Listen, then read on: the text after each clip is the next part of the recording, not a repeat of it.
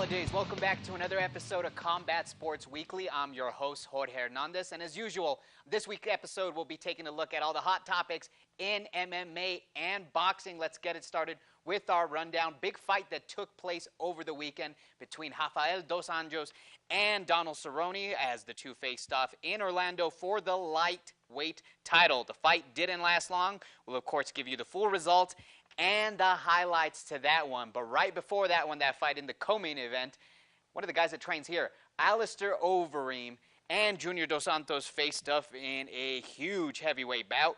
This was the co-main event that evening in Orlando. Obviously a huge win for Overeem. We'll let you know what to expect from him next, and of course his current state with the UFC. Earlier that day across the pond, it's not even a huge update. These guys were pretty evenly matched as Andy Lee fell to Billy Joe Saunders in the United Kingdom. The odds were virtually even for these. The bookies were dead right. This was a great fight and a great night of action there in the UK. We move over back to this side of the pond.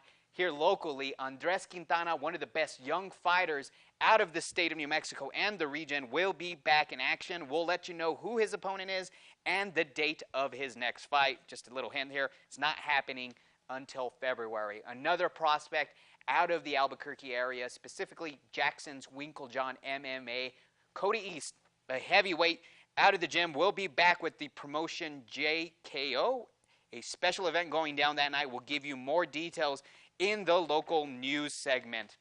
Move down south to Hobbs, New Mexico, where we had a pretty good night of fights there. Make sure to check out Killing's Corner for all the results. But in this one, in the main event, Gerardo Quintana and Robbie Sanders threw down here in this fight. Again, we'll give you results in the local segment for that one also. And another one, this is second to last episode of the year. We take a look back at the year that was. We'll give you the Boxer of the Year and MMA Fighter of the Year, and of course the Fight of the Year. And of course that's all according to our roundtable.